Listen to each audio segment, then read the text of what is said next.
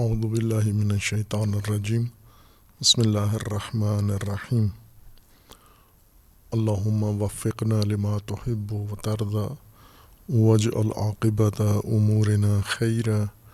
ولا تکلنا الی انفسنا طرفۃ عین ابدا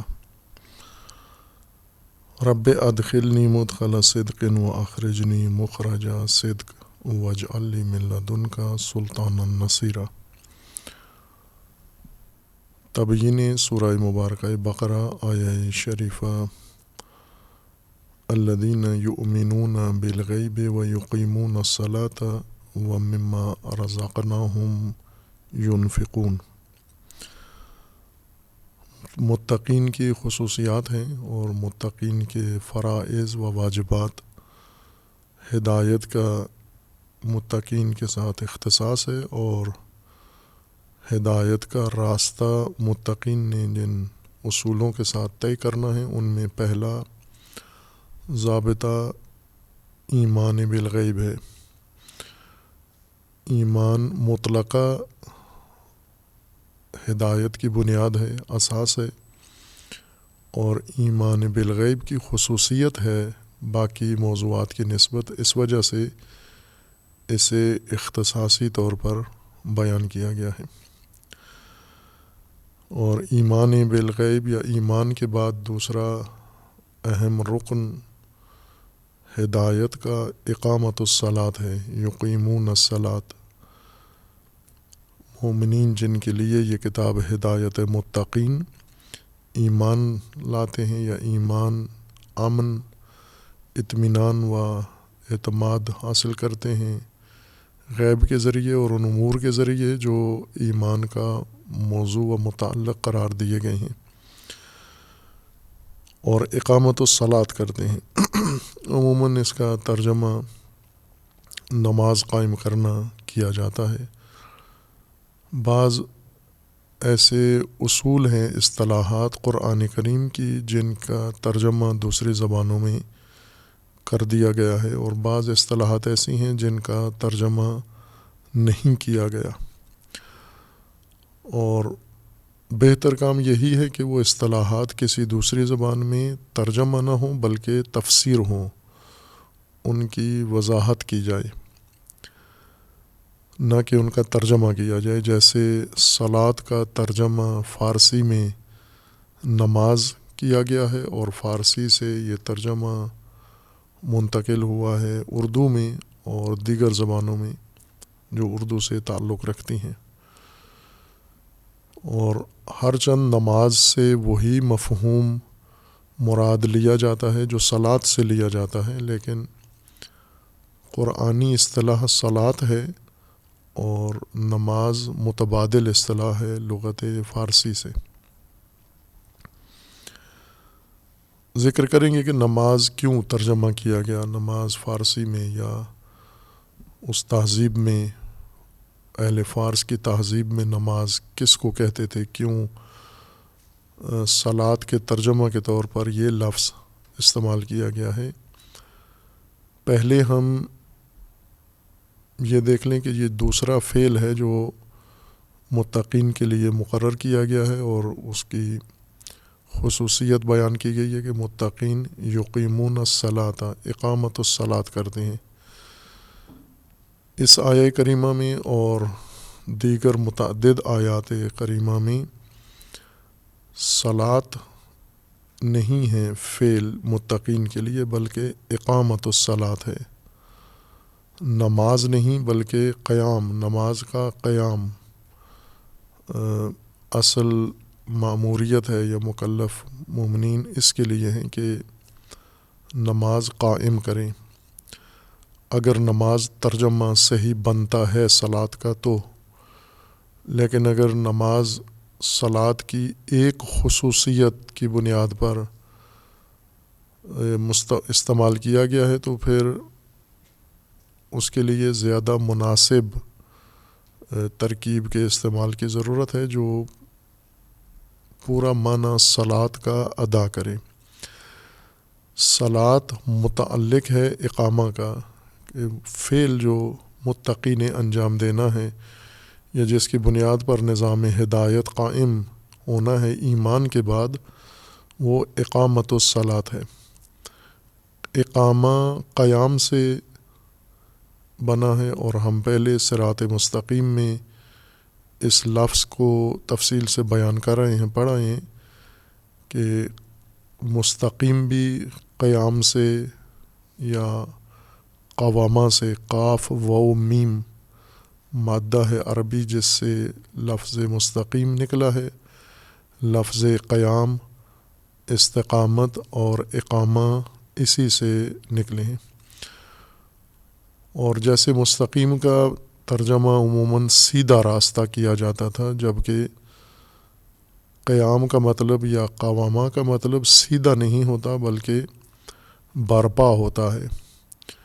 اپنے پاؤں پر کھڑا ہونا، اس طبیعی سیدھی حالت میں، مستقیم حالت میں، برپا حالت میں ہونا۔ سیدھا اگر زمین پہ خط سیدھا ہے، کوئی راستہ سیدھا ہے، تو وہ قیام نہیں کہلاتا۔ سید کے لیے عربی میں الگ الفاظ موجود ہیں جس سے سید مراد لی جاتی ہے۔ کوئی چیز جیسے سیدھی رکھنی ہو اور اس کے مقابلے میں کوئی چیز ٹیڑھی ہوتی ہو تو ان کے لیے علیحدہ عربی میں الفاظ ہیں۔ البتہ جو چیز قائم ہے، کھڑی ہوئی ہے، قیام کا مطلب کھڑا ہونا ہے، اگر اس قیام میں، برپائی میں، اس حالت عمودی میں اس کے اندر سید ہے تو وہ بھی قیام میں شامل ہو جاتی ہے۔ یعنی قیام ہوتا ہی اس وقت ہے کہ جب تمام ترکیب اعضاء و اجزاء کی اس حالت پہ ہو کہ وہ شے اپنے پاؤں پر کھڑی ہو، اپنے اصولوں پر اور اپنی بنیادوں پر کھڑی ہو جائے، یعنی اس کا تمام دباؤ یا اس کا تمام وزن اپنی بنیادوں پر قائم ہو جائے، کسی اور کے سہارے نہ ہو۔ جیسے دیوار ہے، اس دیوار کو بنیاد بناتے ہیں اور بنیاد کے اوپر تعمیر کرتے ہیں، اور اوپر جتنی دیوار اٹھتی جاتی ہے وہ ساری اپنی بنیاد پر کھڑی ہوئی ہے۔ بعض اوقات کسی چیز کو اسی طرح ہم کھڑا کرتے ہیں لیکن اسے سہارے دیتے ہیں، کسی دوسری چیز کے سہارے ٹکی ہوئی ہے وہ۔ قائم اس کو کہتے ہیں جو اپنے سہارے پر ٹک جائے اور اپنا وزن اپنی بنیاد کے اوپر قائم رکھے۔ خوب، اس سے یہ حالت، یہ کیفیت مختلف امور کے اندر متصور ہے۔ اجسام کے اندر بھی قیام دیگر حالات کے مقابلے میں ہوتا ہے، جسم قائم بھی ہوتا ہے، اور حالت قیام سے ہٹ کر دیگر حالات بھی جسم کی ہوتی ہیں، جیسے انسانی جسم ہے، قیام ہے، اور قیام کے مقابلے میں قعود ہے، بیٹھا ہوتا ہے، لیٹا ہوتا ہے، جھکا ہوتا ہے، الٹا ہوتا ہے۔ یہ ساری حالات انسان کے جسم کی ہیں۔ یا ایک درخت ہے، وہ بھی اسی طرح کبھی قائم ہوتا ہے اور کبھی کٹ جاتا ہے، جھک جاتا ہے، گر جاتا ہے، اور دیگر اجسام بھی اسی طرح مختلف حالات رکھتے ہیں۔ ان میں سے ایک حالت کا نام قیام ہے۔ اجسام کی طرح غیر جسمانی امور، غیر جسمانی معانی اور حقائق بھی قیام ان میں متصور ہے۔ ہر چند ان کا قیام جسمانی امور کی طرح نہیں ہے، لیکن ان کا قیام معنی میں جسمانی امور ہی کی مانند ہے، یعنی کیفیت میں، مصداق میں ان کا قیام اجسام کی طرح نہیں ہے معانی کا، لیکن معانی کے قیام کا معنی وہی ہے جو اجسام میں مراد لیا جاتا ہے۔ اپنی بنیاد پر استوار ہونا، اپنی بنیاد کے اوپر ٹکنا، اپنی بنیاد پہ برپا رہنا، یہ معانی میں بھی یہی معنی قیام کا مراد لیا جاتا ہے۔ اور کثرت سے معانی کے اندر بھی استعمال ہوتا ہے، جیسے کہا جاتا ہے کہ عدالت قائم کرنا، عدل قائم کرنا۔ خوب، عدالت جسمانی امر نہیں ہے، ایک معنوی امر ہے، اور عدالت کے قیام کا مطلب یہ ہوتا ہے کہ جو بنیادیں عدل کی ہیں وہ قائم بنا دی گئی ہیں، اور اب فیصلے، احکام اور باقی متعلقہ جتنے امور ہیں ان بنیادوں کے مطابق، ان مبانی کے مطابق، ان اصولوں کے مطابق انجام پا رہے ہیں۔ اس کو عدالت کی برپائی یا عدالت کا قیام کہیں گے ہم۔ بس یہ خصوصیت قیام کی، بنیادوں پر قائم ہونا، بنیادوں پر ٹکنا، بنیادوں پر برپا ہونا، یہ تمام امور کے اندر ہے۔ مختلف معنوی اور جسمانی اور مادی امور یکساں طور پر اس وصف سے متصف ہوتے ہیں، اور اسی سے جیسے قائم ہونا انسان کا ایک فعل ہے، قیام، خود انسان قائم ہوتا ہے، کبھی انسان کسی دوسری چیز کو قائم کرتا ہے۔ خود قائم ہو یہ قیام کہلاتا ہے۔ اگر کسی اور کو قائم کرے، کسی اور کو برپا کرے، کسی اور کو اپنی بنیادوں پر استوار کرے اور اسے سہارا اپنی بنیادوں کا دے دے اور دیگر سہارے اس سے ہٹا لے یا دیگر سہاروں کے اوپر اس کو کھڑا نہ کرے، اس کو اقامہ کہیں گے ہم۔ قیام خود قائم ہونا، اقامہ کسی دوسری چیز کو قائم کرنا، قیام دینا کسی دوسری چیز کو۔ بعض اوقات خود انسان کسی دوسری چیز کو پکڑ کے کھڑا کرتا ہے، جیسے ہم عموماً دیکھتے ہیں کہ جھنڈا،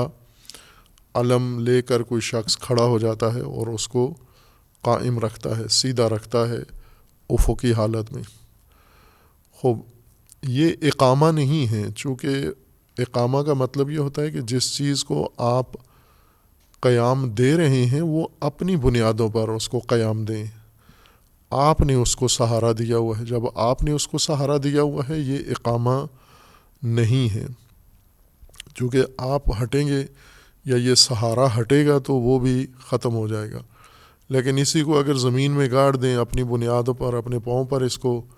کھڑا کر دیں، تو یہ کیونکہ آپ نے کیا ہے، بنیاد بھی آپ نے بنائی ہے، بنیاد کے اوپر اس کو کھڑا بھی آپ نے کیا ہے، اس وجہ سے یہ فعل اقامہ کہلاتا ہے۔ کسی شے کو اپنی بنیاد پر، اپنی بنیاد اس کی فراہم کر کے، اپنی بنیاد اس کو دے کر اس پہ کھڑا کرنا اقامہ ہے۔ خوب، قرآن کریم میں متعدد امور ایسے ہیں جن میں انسان کو قیام کا حکم دیا گیا ہے۔ اب ایک تو پہلے بیان کیا تھا کہ دین، صراط، ہدایت، اس کی صفت ہی مستقیم قرار دی گئی ہے، اور انسان راستہ ہی مستقیم طلب کرتا ہے، یعنی قیام آور اور قیام بخش، وہ راستہ جس میں قیام انسان کو نصیب ہو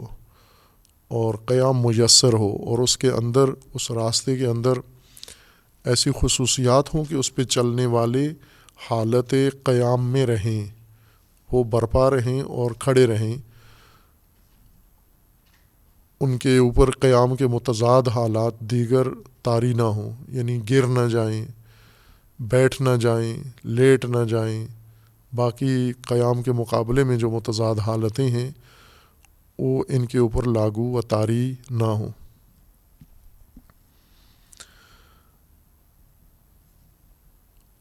اقامہ دین ہے، اقامہ قسط و عدل ہے، اور سب سے زیادہ جس چیز کا حکم انسان کو بحیثیت مکلف و مومن دیا گیا ہے، اور جس کی قابلیت و اہلیت انسان کے اندر رکھی گئی ہے بنام تقوی، وہ قیام اور اقامہ کی اہلیت ہے۔ یعنی تقوی اس قابلیت کا نام ہے جس کے بنا پر، جس کی بدولت انسان قیام خود کر سکتا ہے، کھڑا ہو سکتا ہے، اور انسان ان تمام امور کو بھی قیام دے سکتا ہے، کھڑا کر سکتا ہے، جو برپا کر سکتا ہے، جو انسان کے ذمے بصورت وظائف و فرائض عائد کیے گئے ہیں۔ ان میں سے ایک صلاۃ ہے، اور اکثر موارد میں سوائے استثناء ایک یا دو مورد کے جہاں پر صلاۃ کا حکم ہے لیکن ساتھ اس کو اقامہ کے ساتھ نہیں ذکر کیا گیا، بلکہ خود مادہ صلاۃ سے ہی امر یا مادہ صلات سے ہی اس کے لیے کوئی صیغہ استعمال کیا گیا ہے بغیر اقامہ کے لفظ کے، لیکن باقی تمام موارد میں جہاں بھی صلات کا حکم قرآن کی طرف سے آیا ہے اسے اقامہ کے ساتھ جوڑ کر بیان کیا گیا ہے، یعنی اصل فعل انسان کا صلات نہیں ہے بلکہ اقامت الصلاۃ ہے۔ انسان کے فعل کا متعلق اقامہ ہے، کھڑا کرنا، قائم کرنا، برپا کرنا، اور اقامہ یہ فعل جو انجام دینا ہے اس کا متعلق صلات ہے۔ دوسری چیز جو اس آیہ شریفہ کے دوسرے مرحلے میں ہے، ایمان بالغیب کے بعد اقامت الصلاۃ ہے۔ صلاۃ قرآن کریم میں مراد صلاۃ سے وہی ہے جو لوگوں کے ذہنوں میں ہے، مومنین کے ذہنوں میں ہے، یعنی یہ عمل مخصوص، عبادت معینہ مقررہ جس کے خاص ترکیب ہے اور جس کا اذکار ہیں اور حرکات ہیں، سکنات ہیں، جس کی تفصیل تقریباً ہر انسان، ہر مسلمان جانتا ہے اپنے مسلکی جزوی اختلافات کے ساتھ، لیکن مجموعی طور پر صلاۃ کے مصداق سے سب آشنا ہیں۔ جب لفظ صلاۃ جس کا ترجمہ ہم نماز کرتے ہیں یہ سنتے ہیں ہم یا کہتے ہیں تو فوراً ہمارا ذہن اسی عبادت مقررہ و معینہ کی طرف چلا جاتا ہے۔ یہ عبادت جو ہم انجام دیتے ہیں یہ صلاۃ کے مصادیق میں سے ہے، اور جیسا پہلے ضابطہ ذکر کیا تھا کہ ہم تبیین قرآن کریم میں اور اصطلاحات قرآن کریم میں، معانی قرآن کریم میں ہم پہلے لفظ کی پہچان کر لیں کہ یہ لفظ تشکیل کیسے پایا ہے، نکلا کہاں سے ہے، بنا کہاں ہے اور کس معنی کے لیے یہ لفظ وجود میں آیا ہے، اور پھر معنی کے حدود، معنی کی وسعت، معنی کا دائرہ کار دیکھیں کہ کتنا وسیع ہے یا تنگ ہے، اور تیسری چیز جو ہم نے اس کے اندر مشاہدہ کرنی ہے وہ مصادیق ہے اس معنی کے، الفاظ، معانی اور مصادیق، کہ عام طور پر الفاظ سے انسان معانی کی طرف چلا جاتا ہے، بیچ میں معانی کو چھوڑ جاتا ہے، نظر انداز کر جاتا ہے، خصوصاً قرآن کریم کی تفسیر میں، اور اسی طرح روایات میں، احادیث کے معنی میں بھی، اور علوم میں بھی ایسا ہی کرتے ہیں ہم۔ کسی علم میں بھی اگر ہمیں اصطلاح سنیں، لفظی اصطلاح، تو فوراً ہمارا ذہن مصادیق کی طرف دوڑ کر چلا جاتا ہے، اور یہ فہم میں ایک بڑا خلل ہے،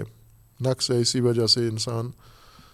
معانی کو نظر انداز کر کے مصادیق کو ذہن میں معنی کی جگہ بٹھا لیتا ہے، اور پھر دیگر مصادیق اسی معنی کے ان کا انکار کر دیتا ہے، جبکہ وہ بھی اسی جیسے اس کی مثال اگر عرفی طور پر میں دوں تو یوں ہے کہ ایک شخص کے کئی بیٹے ہوں، مثلا اس کے 4-5 بیٹے ہیں، ایک بیٹا اس کا مشہور ہو گیا ہے، معروف ہے، اور لوگ اس کو جانتے ہیں کہ یہ فلاں آدمی کا بیٹا ہے، اور چونکہ لوگ صرف اس کے ایک بیٹے سے آشنا ہیں، شہرت اس کی ہے، چرچا اس کا ہے، جانتے اس کو ہیں، لہٰذا جب بھی اس شخص کے اولاد کا نام آتا ہے تو یہی بیٹا ذہن میں آتا ہے، اور باقی بیٹوں کا لوگ اگر کسی جگہ کوئی اور دعویٰ کرے کہ یہ بھی اس کا بیٹا ہے، انکار کر دیتے ہیں کہ یہ اس کا بیٹا نہیں ہو سکتا، اس کے بیٹے کو تو ہم جانتے ہیں، اس کا بیٹا تو فلاں ہے۔ خوب، ایک فرد کا بیٹا ہونا کسی فرد کے لیے یہ دلیل نہیں ہے کہ دوسرے نہیں ہو سکتے اس کے بیٹے، یا ایک بیٹے کا چرچا، ایک بیٹے کی شہرت، ایک بیٹے کی معروفیت یہ دلیل نہیں ہے کہ دوسرے اولاد نہیں ہیں یا ان کا اس شخص سے کوئی تعلق نہیں ہے۔ مصادیق بھی اسی طرح ہیں، معانی کے کئی مصادیق ہوتے ہیں،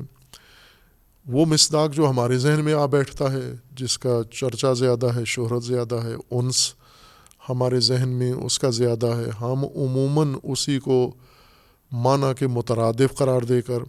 باقی مصادیق کا انکار کر دیتے ہیں، کہ یہ اس معنی کے مصادیق نہیں ہو سکتے۔ خوب ہمیں اپنے ذہن کو آمادہ کرنا ہے اس چیز کے لیے کہ ہم جب قرآن کریم کے مطالب کو سمجھتے ہیں، معانی کو، تو الفاظ سے فوراً معانی کی طرف جائیں ہم، پھر معانی کو ان کے مصادیق پر منطبق کریں اور یہ دیکھیں کہ ان مصادیق میں سے یہاں آیہ کریمہ میں کون سا مصداق مراد لیا گیا ہے۔ فوراً الفاظ سے مصادیق پر پہنچ جائیں، معانی کو بیچ میں نظر انداز کر دیں۔ اس سے یہ خلل پڑتا ہے کہ انسان معنی کو سمجھے بغیر مصداق کو لفظ کا معنی قرار دیتا ہے، اور جو باقی اس کے مصادیق ہیں جو معنی کے زمرے میں آتے ہیں یا معنی ان پر صدق کرتا ہے، اس کا انکار کر دیتا ہے۔ اور یہ ہمیں ہر اصطلاح کے بارے میں یہ لحاظ رکھنا ہے۔ صلاۃ، قرآن کریم میں متعدد مرتبہ یہ لفظ اور اس کے مشتقات استعمال ہوئے ہیں، تقریباً مجموعی طور پر شاید 100 مرتبہ یہ لفظ، یا اگر اس کے دیگر ملے جلے الفاظ کو بھی استعمال کریں تو 124-125 مرتبہ یہ لفظ تکرار ہوا ہے۔ اس سے بننے والے جتنے مشتقات ہیں، مشتق سے مراد یعنی وہ دیگر الفاظ جو اس لفظ سے نکلے ہیں، بنے ہیں۔ لیکن یہ ایک لفظ نہیں ہے، یہ 2 لفظ ہیں، آپس میں مشابہت ان کے درمیان پیدا ہو گئی ہے۔ ایک صاد لام واو سلو سلوا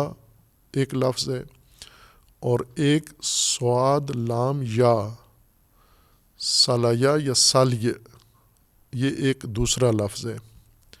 دونوں ایک نہیں ہیں، 2 مادے ہیں، 2 لفظ ہیں، 2 الگ الگ ان کے معانی ہیں۔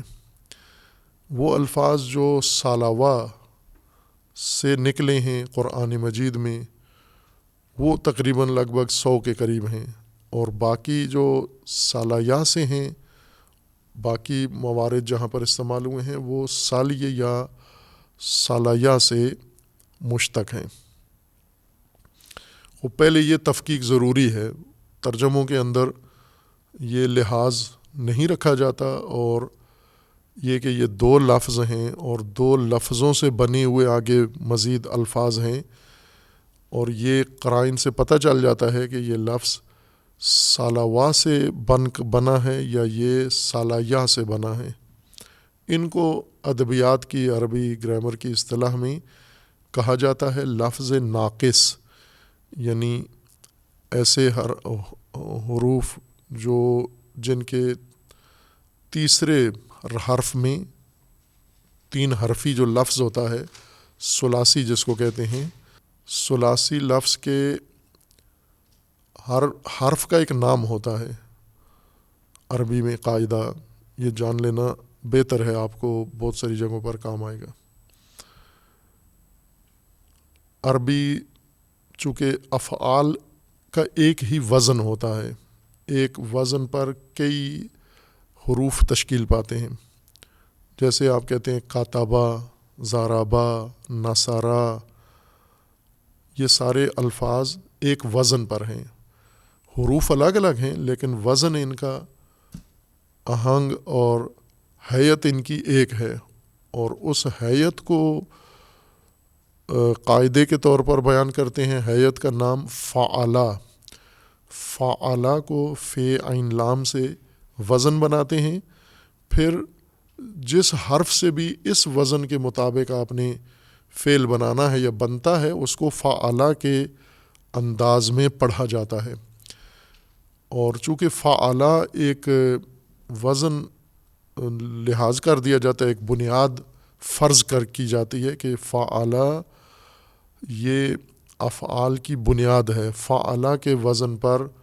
باقی سارے حروف سے کے اوزان بننے ہیں، صیغے بننے ہیں، اس لیے فعلہ کو بنیاد فرض کر لیں آپ۔ اور فعلہ میں 3 حرف ہیں، فے عین لام، تو فعلا کے پہلے حرف کو چونکہ فے ہے، اس کو فعل کا فا کہتے ہیں، فے۔ اسی طرح دوسرا لفظ فعلا میں عین ہے، اس کا نام فعل کا عین رکھتے ہیں، یعنی حرف عین۔ اور تیسرا حرف فعلا میں لام ہے، تو اس کا بھی نام رکھ دیا گیا ہے کہ یہ فعل کا لام ہے۔ یہ یعنی ہر فعل میں 3 حرف ہونا ضروری ہیں، ایک اس کا فے کی جگہ جو لفظ حرف آیا ہے، عین کی جگہ جو حرف آیا ہے، اور لام کی جگہ جو حرف آیا ہے۔ جیسے کاتبا، کاتبا میں فے کی جگہ کاف آ گیا ہے، عین کی جگہ تے آ گیا ہے، اور لام کی جگہ بے، اردو تلفظ کے مطابق، اردو ناموں کے مطابق جو حروف کے نام ہیں۔ خوب، یہاں سہولت کے لیے یہ کہا جاتا ہے کہ کاتبہ میں جو کاف ہے، چونکہ یہ فے کی جگہ ہے، فعلا بنیاد ہے، وزن ہے، اور اس کے اوپر باقی ساری تول کر اور اس کے سائز کے، یعنی یہ ایک سانچہ ہے، اس سانچے میں ڈال کر باقی سارے حروف سے الفاظ بنتے ہیں۔ تو کاتبہ میں کاف کو فاعل فعل کہتے ہیں، یہ فاعل فعل ہے، یعنی فعلا کے فے کی جگہ کاتبہ میں کاف آیا ہے، اور فعلا کے عین کی جگہ تے آیا ہے، تو تے کو عین الفعل کہتے ہیں، یعنی یہ فعلا کے لفظ حرف عین کی جگہ تے استعمال ہوا ہے۔ اور اسی طرح فعلا کے لام کی جگہ پر با استعمال ہوا ہے یا بے استعمال ہوا ہے کاتبہ میں، تو کاتبہ کے با کو لام الفعل کہتے ہیں۔ بس جتنے بھی 3 حرفی افعال ہیں، ان 3 حرفی افعال میں سے ہر تینوں حروف کا نام پڑ گیا ہے۔ پہلا حرف جو فعل میں استعمال ہوتا ہے اس کو فاعل فعل، دوسرے کو عین الفعل، تیسرے کو لام الفعل کہا جاتا ہے۔ اب ان کے آگے قواعد ہیں کہ ان کے اندر حروف کی قسمیں ہیں۔ ان حروف میں اگر واو یا حمزہ اگر آ جائے تو ان کی خاص نام پڑ جاتا ہے ان حروف کا۔ آپ واو اور یا زیادہ استعمال ہوتے ہیں کہ اگر ان حروف میں کسی جگہ پر بیچ میں واو کا لفظ آ گیا ہے یا کا لفظ آ گیا ہے تو اس وزن کا ایک خاص نام پڑ جاتا ہے ان 2 حرفوں کی وجہ سے۔ اگر اس کے لام حرف کی جگہ جہاں فعلا کا لام ہے، کسی اور لفظ کے لام والی جگہ پر، لام والے حرف میں ان 2 میں سے کوئی حرف آ جائے، واو یا آ جائے، اس کو ادبیات کی اصطلاح میں، صرفی اصطلاح میں، علم صرف کی اصطلاح میں اس کو ناقص کہا جاتا ہے۔ یہ ناقص کامل کے مقابلے میں نہیں ہے، یہ اصطلاح ہے ان کی اپنی، حرف پورا ہے، نامکمل کے معنی میں نہیں ہے یہ ناقص،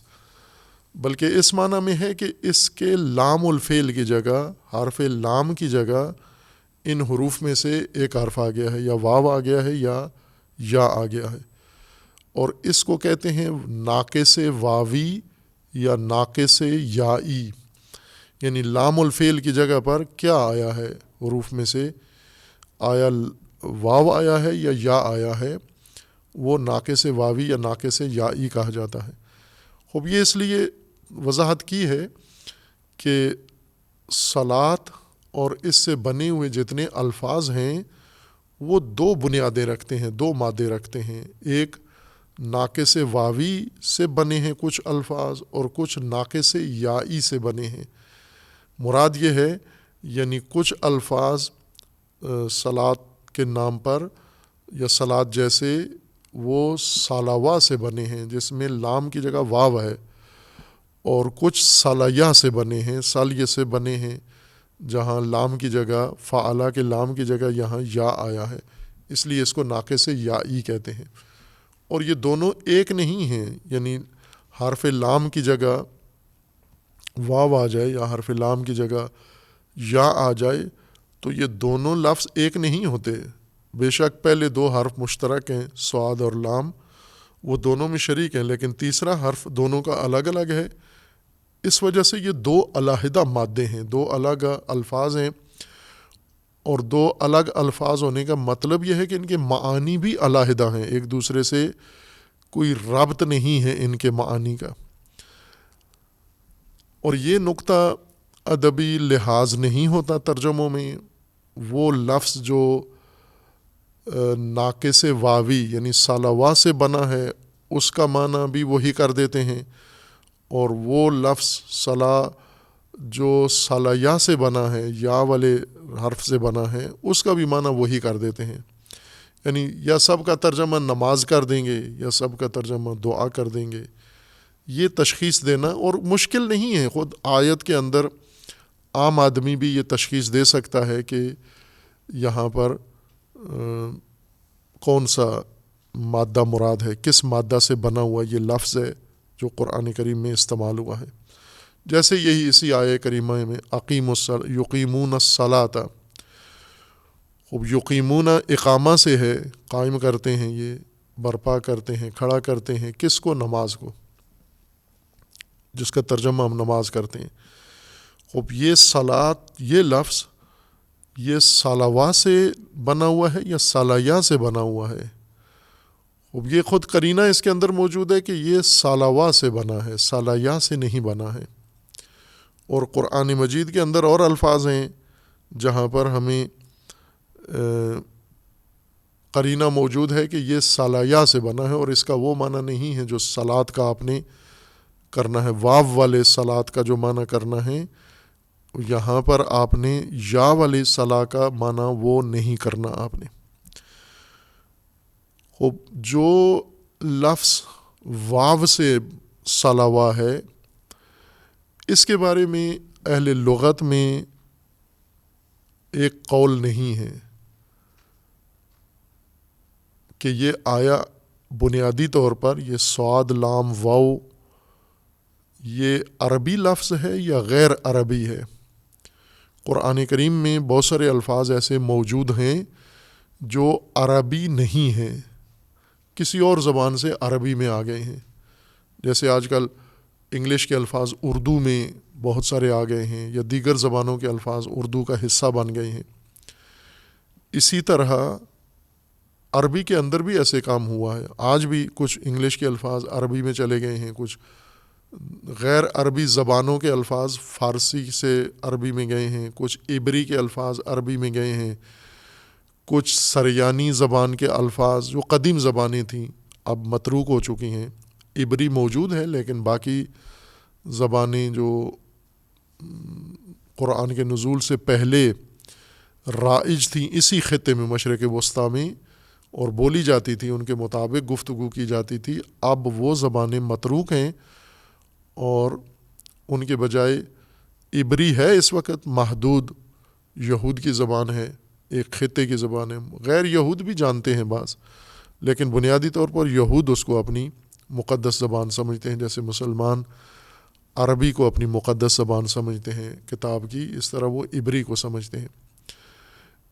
انہی کی مشرق وسطیٰ میں بولی جانے والی دیگر جو زبانیں تھیں ان کے کچھ الفاظ وہ عربی کا حصہ بن گئے ہیں، نام ہیں، جیسے لفظ ابراہیم ہے، قرآن مجید میں استعمال ہوا ہے، اور نبی خدا حضرت ابراہیم خلیل علیہ الصلاۃ والسلام کا نام ہے یہ۔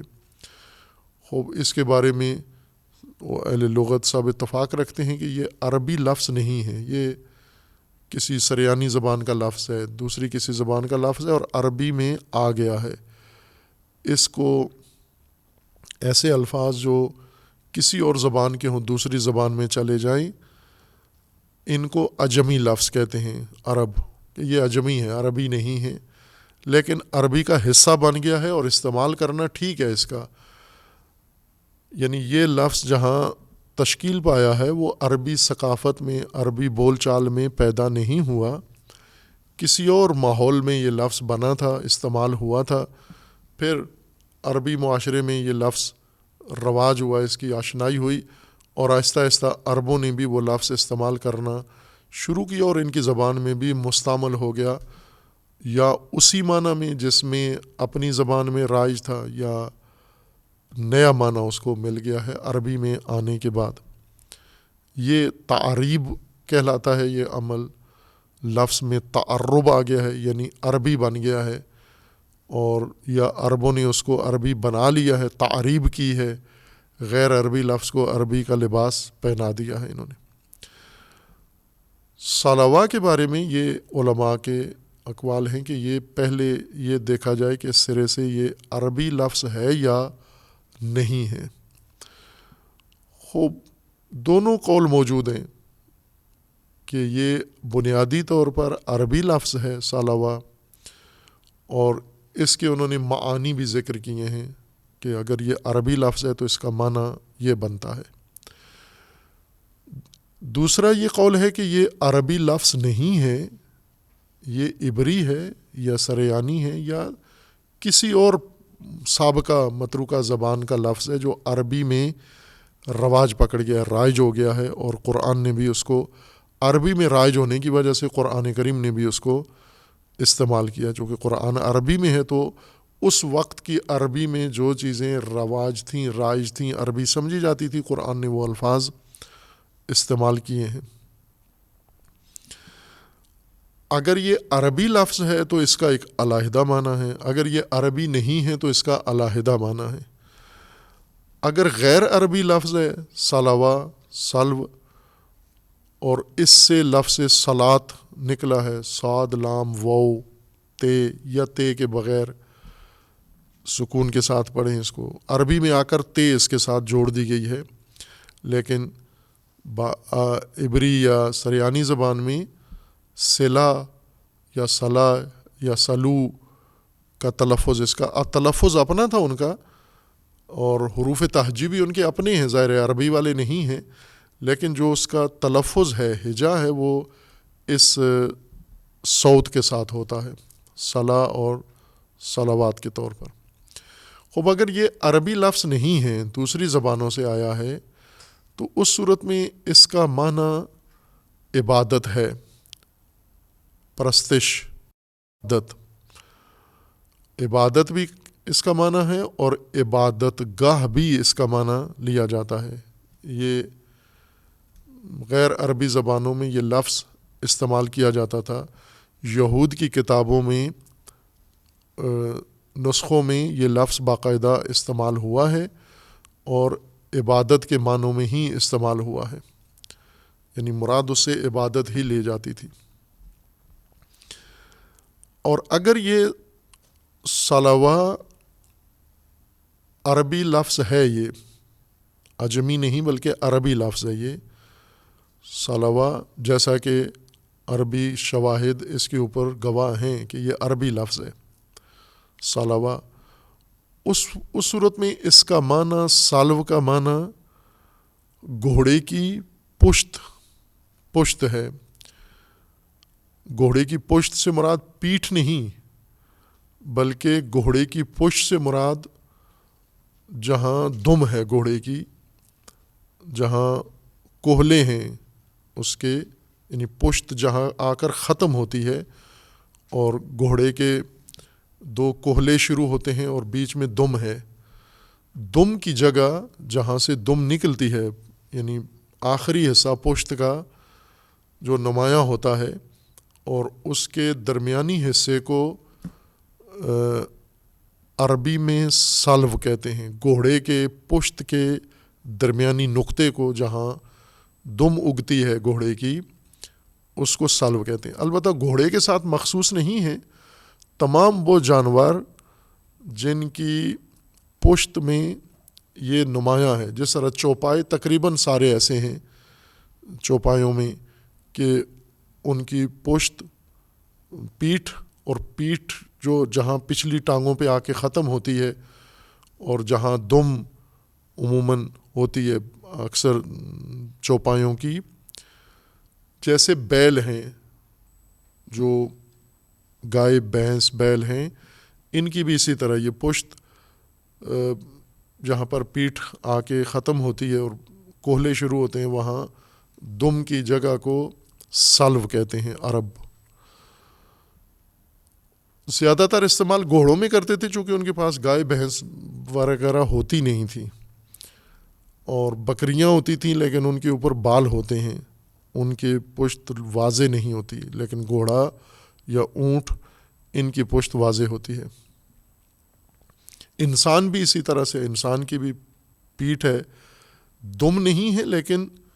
وہ نقطہ جس کو عرب سلو کہتے ہیں وہ انسان کی پشت میں بھی موجود ہے۔ یہ تو بعضوں نے کہا ہے نا کہ دم تھی انسان کی، پھر جغرافیہ کی وجہ سے گر گئی ہے۔ ڈارون کے مطابق دمدار تھا انسان پہلے، یا سابقہ نسلیں، پھر آہستہ آہستہ ضرورت نہیں تھی، استعمال نہیں کرتا تھا تو دم ختم ہو گئی۔ اب یہ ایک ایسے فرضی قسم کی افسانہ کہانی جو نظریہ سائنس کا بنا لیا گیا، خود سائنس نے اس کو نہیں مانا،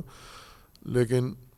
جہاں سائنس کا رواج نہیں ہے، سائنس فیشن ہے، وہاں اس کو سائنسی نظریہ سمجھا جاتا ہے۔ یہ ویسے ایک بے دلیل قسم کی بات تھی کہ انسان اس تکامل کے نتیجے میں یہاں تک پہنچا ہے۔ تکامل ہے، لیکن وہ جو ڈارون نے جس طرح کشف کیا کہ انسان کس طرح بنا ہے،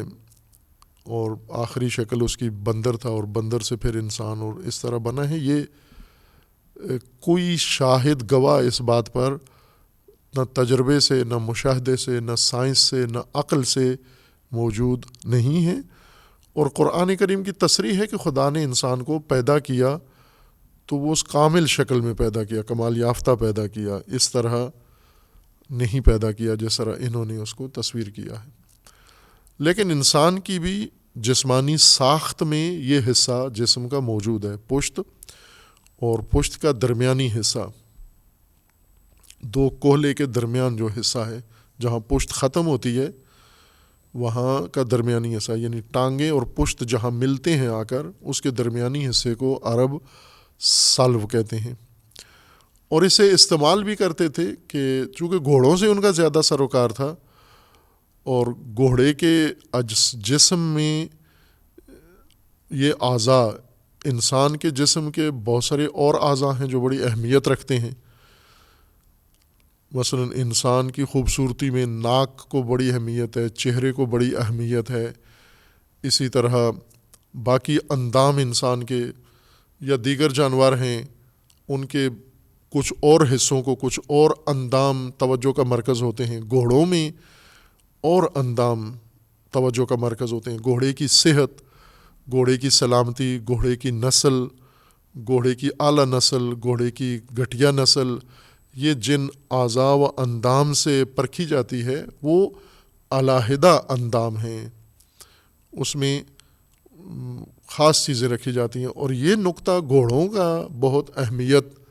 کا حامل ہے عربوں کے نزدیک، یا جو گھوڑے آج بھی جو غیر عرب بھی پالتے ہیں ان کے نزدیک یہ بہت اہمیت والا نقطہ ہے۔ جب گھوڑے دوڑتے ہیں، گھوڑا کی ریس ہوتی ہے، یا جنگی گھوڑے یا کوئی بھی گھوڑے جب چلتے ہیں یا دوڑتے ہیں تو ایک ترتیب کے ساتھ دوڑتے ہیں، ایک دوسرے سے سبقت لیتے ہیں، آگے نکلتے ہیں۔ کبھی ان کی دوڑ میں فاصلہ پڑ جاتا ہے، کبھی یہ فاصلہ کم ہو کے برابر ہو جاتے ہیں، کبھی ایک گھوڑا تھوڑا سا آگے ہوتا ہے، تھوڑا سا، مثلاً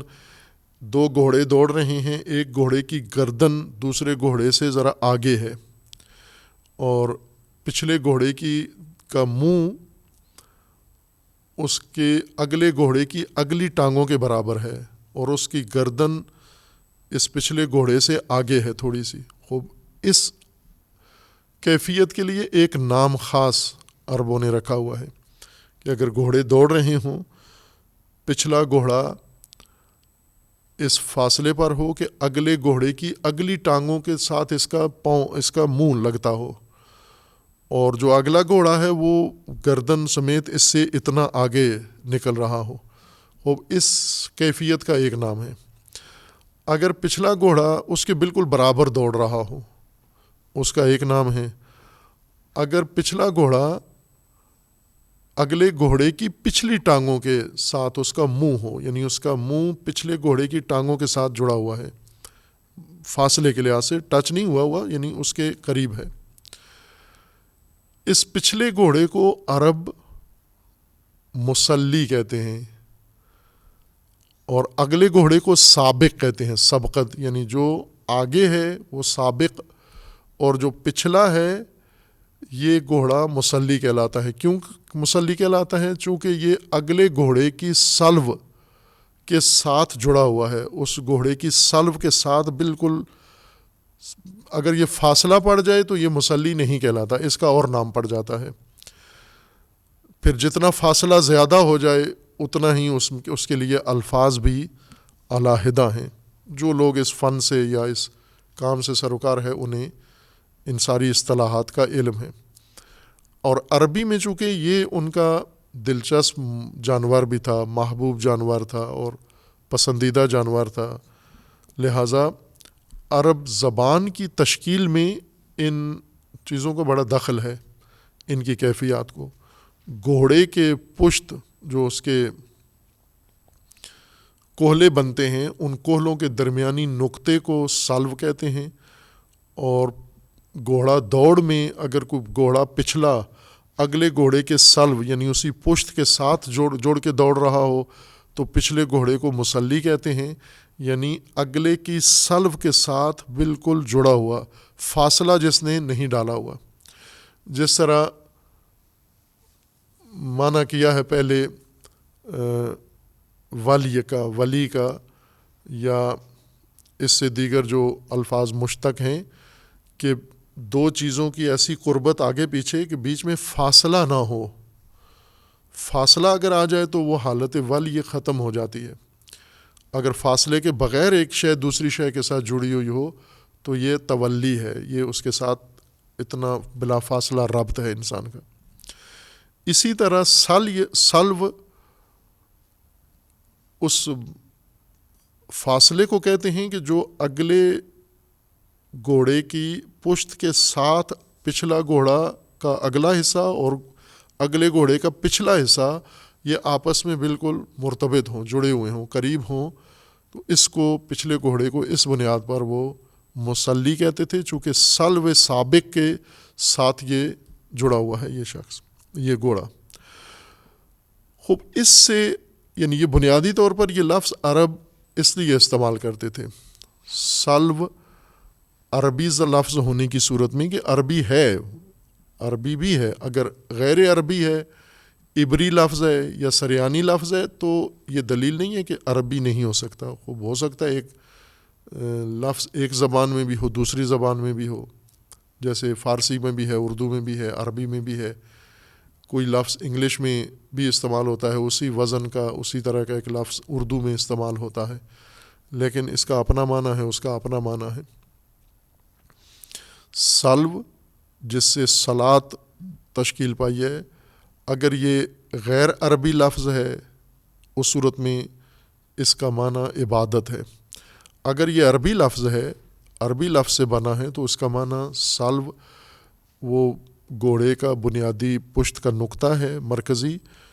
جو دوڑ کے اندر دوسرے گھوڑے کے پیچھے مثلاً اگر پچھلا گھوڑا اس کے ساتھ جڑے تو اس پچھلے کو مسلی کہتے ہیں. اور سلو کا ایک اور معنی بھی ذکر کیا گیا ہے, سلو کہ سلو جس طرح گھوڑے کے اس پشت کے مرکزی نقطے کو کہتے ہیں, یہ دعا کو بھی کہتے ہیں. اس کا مطلب دعا بھی ہے, لیکن نہ دعا طلب کے معنی میں, دعا سراہنے کے معنی میں, یعنی کسی کی تعریف کی جائے, ثنا کی جائے, تمجید کی جائے, تبریک کہا جائے. یعنی کسی چیز کو دیکھ کر انسان کو جو چیز بھلی لگتی ہو اس کو دیکھنے کے بعد انسان کے اندر جو احساس پیدا ہوتا ہے تعریف کا, سراہنے کا, وہ الفاظ جو استعمال کیے جاتے ہیں ان کو بھی سلو کہا جاتا ہے. دعائیہ الفاظ, تبریک کے الفاظ اور تعریفی الفاظ, ان کو بھی سلو کہا جاتا ہے. اور ایک علیحدہ مادہ ہے صاد لام یا. صاد لام یا کا معنی ہوتا ہے آگ, جلانا یا آگ جلانے کے لیے کسی چیز کو استعمال کرنا یا جلی ہوئی آگ میں کسی شے کو ڈالنا. عرب بھوننے کو، جس طرح گوشت بھونا جاتا ہے یا کچھ چیزیں آگ پہ بھونی جاتی ہیں، اس بھوننے کو بھی سلیہ کہتے ہیں. وہ علیحدہ معنی ہے، اور صاد لام یا سے وہ الفاظ جو قرآن میں استعمال بھی ہوئے اسی معنی میں متعدد الفاظ ہیں. جیسے جہنم میں ڈالنے کو سلیہ کہا گیا ہے کہ ان کو پکڑو اور تسلیہ کرو، یعنی ان کو آگ میں ڈالو. آگ میں ڈالنا، ڈال کر آگ جلانا اس سے، یا جلی ہوئی آگ میں اس کو جلانا اور بھوننا، یہ سلیہ ہے. خوب، اب دیکھنا یہ ہے کہ صلاۃ، لفظ صلاۃ، یقیمون الصلاۃ قرآن مجید میں اس آیہ شریفہ میں اور دیگر آیات میں استعمال ہوا ہے. وہ اس لغوی ترکیب کے مطابق یا اس لغوی تفصیل کے مطابق کس سے لفظ صلاۃ بنا ہے؟ آیا صلوا سے ہے یا صلیہ سے ہے؟ اور صلوا سے اگر بنا ہے تو کس سلو سے بنا ہے؟ وہ جو عربی غیر عربی سلو ہے، دیگر زبانوں سے عربی میں آیا ہے، اس سے یہ لفظ بنا ہے، یا عربی میں جو سلو استعمال ہوتا ہے، وہی گھوڑے کی پشت یا دعا یا ثنا یا تعریف، سلو کے جو معنی عربی لفظ کے ہیں ان سے یہ لفظ تشکیل یافتہ ہے. یا پھر یہ کہ یہ صلیہ سے بنا ہے یہ لفظ، اور صلوا اور صلیہ میں معنی کے لحاظ سے کوئی فرق نہیں ہے. صلیہ سے بنے تو بھی اس کو اس کے معنی میں تطبیق دینی پڑے گی کہ صلیہ کا مطلب، صلیہ کا مطلب آگ میں ڈالنا، آگ میں جلانے کے لیے ڈالنا، یا جلی ہوئی آگ میں بھوننے کے لیے اس کو ڈالنا. خوب، اس صورت میں یہ صلاۃ کیسے اس معنی لغوی کے ساتھ مطابقت کیسے رکھتا ہے؟ خوب، بیشتر اہل لغت کا رجحان اس طرف ہے، اور ان کی دیکھا دیکھی مفسرین کا بھی، کہ لفظ صلاۃ صلوا سے بنا ہے، اور صلوا بھی وہ جو عربی صلوا ہے، اور اس کا معنی دعا ہے. چونکہ صلوا کا مطلب دعا ہے، اس لیے دعا سے یہ لفظ بنا ہے. عموماً لغوین کا یہ قول معروف بھی ہے، بڑے اہل لغت نے یہ قول اختیار کیا ہے، اور مفسرین نے اہل لغت سے ہی یہ قول لے کر اسی کی بنیاد پر تفسیر بھی کی اور صلاۃ کا ترجمہ بھی کیا. چونکہ صلاۃ میں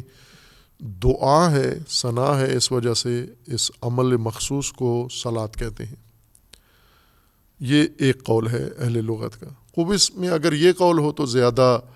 دقت کی ضرورت نہیں ہے، بہت واضح ہے اور آسان مبنا ہے کہ صلوا سے بنا ہے. صلوا کا ایک معنی دعا ہے، اور چونکہ نماز میں دعا ہے اور جز ہے دعا نماز کا، اس وجہ سے اس پورے مجموعے کو، پورے عمل کو صلاۃ کہہ دیا گیا ہے. لیکن یہ اتنے احتمالات میں اس کو معین کرنا قرائن کے ساتھ کہ لفظ صلاۃ صلوا سے ہے اور صلوا وہی ہے جو اس قول میں کہا گیا ہے، یعنی عربی مادہ ہے، اور عربی مادہ کا بھی وہ معنی جس کو دعا کے لیے استعمال کیا گیا ہے.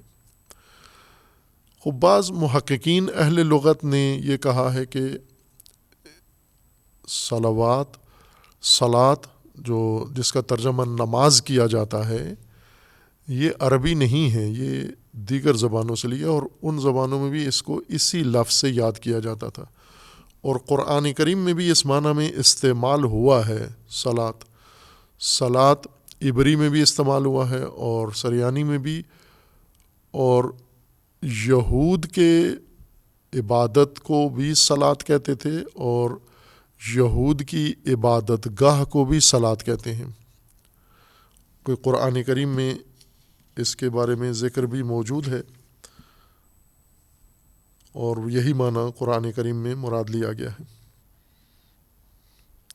سورہ مبارکہ حج میں آیا 40 میں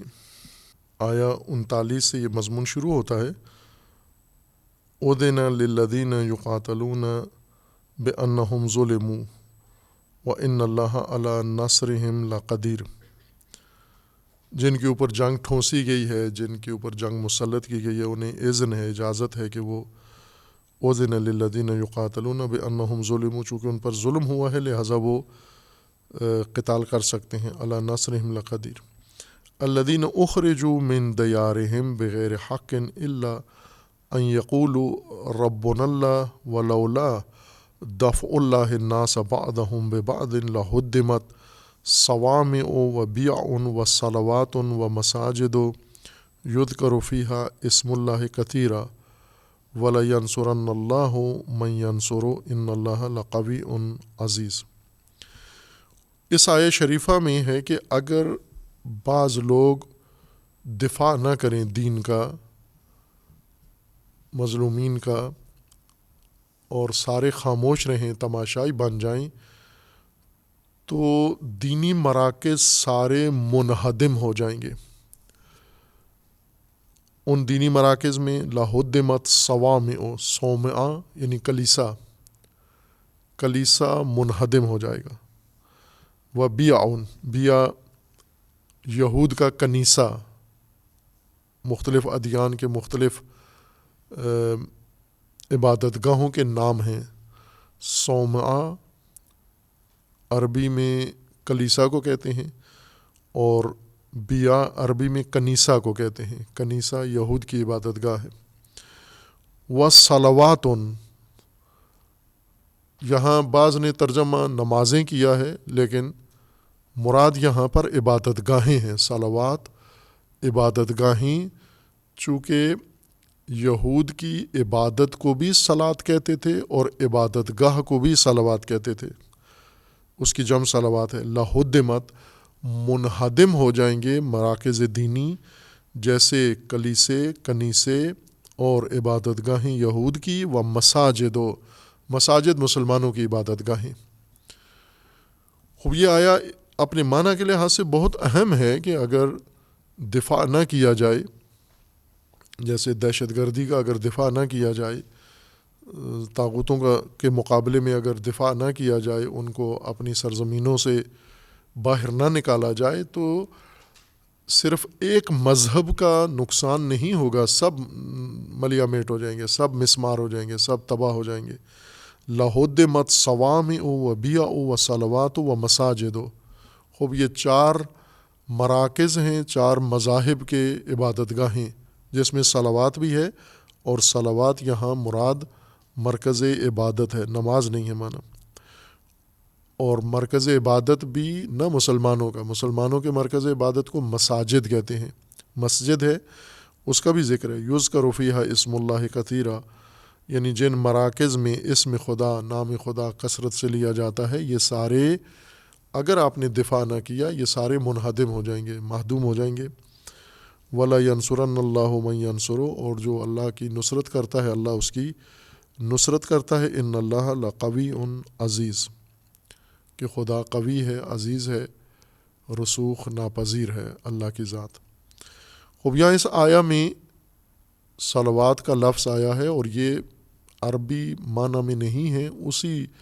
ادعا کے مطابق ہے کہ صلات مختص نہیں ہے عربی کے ساتھ، بلکہ غیر عربی زبان میں بھی صلات عبادت اور عبادت گاہ دونوں کو کہتے تھے. خوب یہ ایک بعض محققین کا، لغویین کا یہ قول ہے کہ لفظ صلات صلوا سے بنا ہے، لیکن یہ سلو عبری ہے یا سریانی لفظ ہے، عربی نہیں ہے،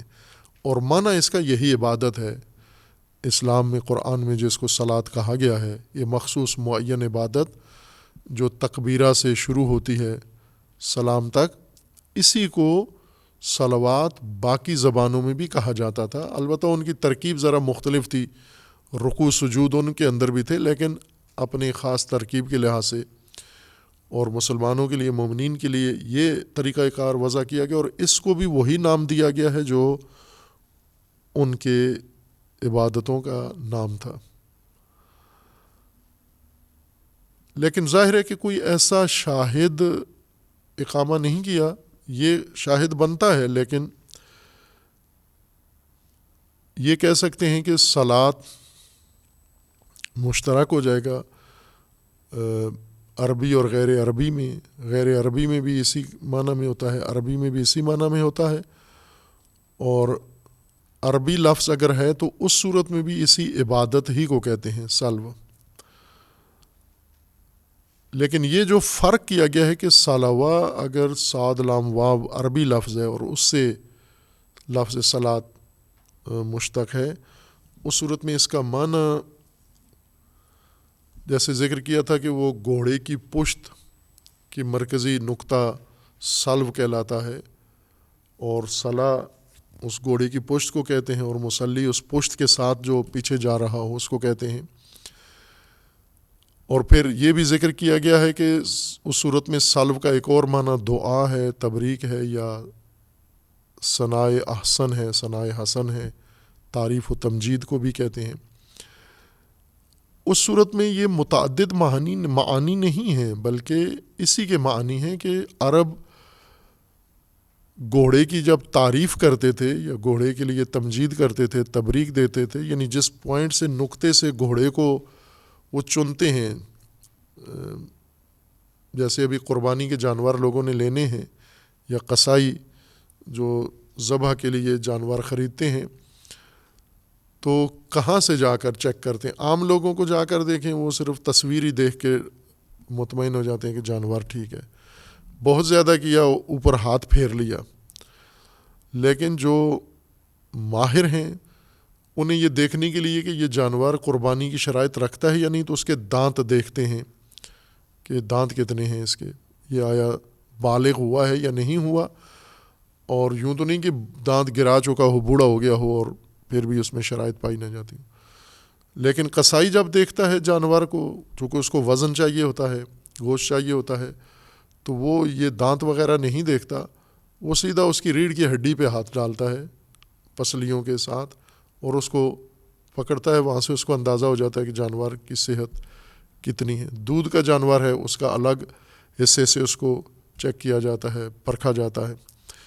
گھوڑا ہے اگر تو اس کو الگ حصوں سے پرکھا جاتا ہے۔ مثلا جو جانور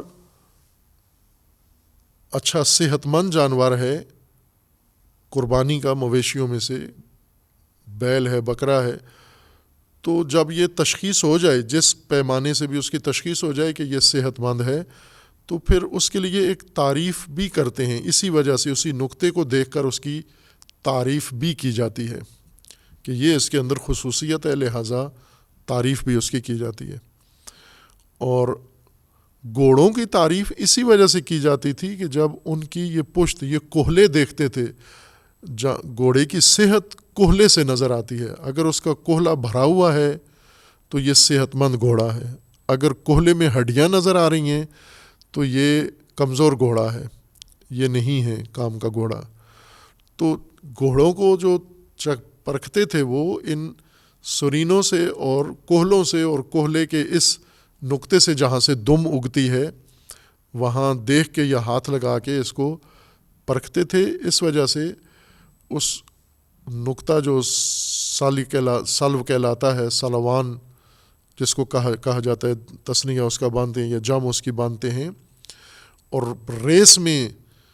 یہ تعریف کرتے تھے کہ فلاں تو اس کے سلو تک بھی نہیں پہنچ سکا۔ مثلا ایک گھوڑا دوڑ رہا ہے،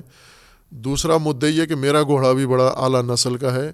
تو وہ دوسرا یہ کہتا ہے کہ تیرا گھوڑا میرے گھوڑے کے سلو تک بھی نہیں پہنچ سکتا، یعنی اس کی پشت تک بھی نہیں پہنچ سکتا، مقابلہ کرنا تو دور کی بات ہے۔ تو یہ نقطہ گھوڑے کی صحت یا گھوڑے کی سلامتی کے لیے اور اس کے کارکردگی کے لیے ایک نشانی کے طور پر استعمال کیا جاتا ہے کہ یہ سلو خیل ہے، گھوڑے کو پرکھنے کا ایک مرکزی نقطہ بن جاتا ہے۔ تو تعریف بھی اگر کی جاتی ہے تو وہ اسی وجہ سے کی جاتی ہے۔ خوب یہاں سے کیوں نماز اگر فرض کریں صلاۃ عربی لفظ ہے اور عربی بھی صلوا سے ہے، صلیہ سے نہیں ہے، اور صلوا سے اگر ہے تو اس کا معنی تو گھوڑے کی پشت ہے، تو پھر اس سے عبادت کے لیے یہ لفظ کیسے نکلا؟ خوب یا دعا کے لیے، ثنا کے لیے کیسے نکلا؟ خوب اس کا ربط یہ ہے کہ چونکہ عرب جب گھوڑوں کی ثنا تعریف کرتے ہیں تو وہ ان کی صحت کو، اور صحت کے لیے جس نقطے کو وہ دیکھتے ہیں، ملاحظہ کرتے ہیں، اہمیت رکھتا ہے، وہ یہ حصہ ہے گھوڑے کا۔ اس لیے یہ ثنا، مثلا الفاظ بھی جب گھوڑے کی تعریف کرتے تھے نا، مثلا آج کل اگر دودھ کا جانور ہے، اس کی اگر تعریف کریں تو وہ اس کی دودھ دانی یا اس کے دودھ کا نام لیا جائے گا، یعنی یہی حصہ تعریف کے قابل ہے، تو اس کو جانور کی تعریف کے لیے ایک وصف کے طور پر استعمال کرتے ہیں۔ تو جانوروں کی تعریف کے لیے یا گھوڑوں کی تعریف کے لیے وہ سلو کا لفظ بھی استعمال کرتے تھے، یعنی جب کوئی پوچھتا کہ گھوڑا کیسے ہے تو وہ یہ نہیں کہتے تھے کہ گھوڑا اعلیٰ نسل کا ہے، فلاں ہے، وہ مثلا اس کو کہتے تھے کہ یہ دوسرے کو کہتے تھے کہ سلو، اس کو سلو بتاؤ، گھوڑے کی وہ پشت بتاؤ، گھوڑے کی خوبی بتاؤ، اس کے لیے تعریف کرو اس کے لیے، تاکہ اسے معلوم ہو کہ ہمارا گھوڑا کیسا ہے۔ خوب اس سے یہ تعریف الگ معنی نہیں ہے، تعریف اسی معنی سے ہی نکلا ہے، ایک تطور ہے لغت کے اندر کہ تعریف اس نقطے سے ہی کرتے تھے وہ۔ خوب اس کو اگر عبادت اس لفظ سے اگر مشتق ہے تو عبادت سے اس کا کیا تعلق ہے؟ چونکہ اس عبادت میں جو مد نظر ہے، عبادت کا جو ترکیب بنائی گئی ہے، اللہ تعالیٰ نے جو عبادت کا حکم دیا ہے جس کو ہم نماز کہتے ہیں، اس عبادت کو اگر ہم دیکھیں تو اس میں یہ خصوصیت نمایاں ہے۔ دعا تعریف بھی ہے اس کے اندر، لیکن جو اس کا اصلی معنی ہے وہ سلو والا، وہ اس کے اندر ملحوظ ہے، یعنی یہ نماز یا یہ صلاۃ اس طرح سے اقامہ کریں گے آپ کہ یہ صلاۃ ہو، یعنی سلو کے پشت ایک دوسرے کی پشت کے ساتھ جڑے ہوئے ہوں، فاصلہ نہ ہو، اس طرح سے یہ عبادت انجام دینی ہے آپ نے کہ عبادت اس تسلیہ کے ساتھ ہو، سلو کے ساتھ ہو، یعنی جس طرح ریس میں گھوڑے پشت کے ساتھ جڑے ہوئے جاتے ہیں، فاصلہ نہیں ہونے دیتے، اور اگر فاصلہ پڑ جائے تو وہ گھوڑا ناکارہ اور بے قیمت سمجھا جاتا ہے، اس کا کوئی خواہاں خریدار نہیں ہوتا جو اگلے گھوڑے کی سلو تک بھی نہ پہنچ سکے۔ خوب اس عبادت کو اس وجہ سے سلو یا صلاۃ کہا گیا ہے کہ اس کی ترکیب اس طرح سے بنائی گئی ہے کہ جہاں پر ان کے لیے جو طریقہ مقرر کیا گیا ہے، یا جو ادب یا جو ہدف یا جو راستہ مومنوں کے لیے رکھا گیا ہے، تو ان کو ایک طرح سے یہ رہنمائی کی گئی ہے کہ یہ طریقہ انجام دہی کا اس کا اس انداز سے ہوگا جس کے اندر یہ معنی سلو ملحوظ ہو۔ یہ بعض اہل لغت نے حتیٰ توجیہ کی ہے کہ اگر ہم سالیہ سے لیں، صلاحیہ سے لیں، تو بھی اس کو توجیہ کی جا سکتی ہے معنی کو عبادت کے معنی میں، یعنی نماز کے معنی میں، وہ وجہ بعد میں بیان کریں گے۔ صلی اللہ علیہ محمد۔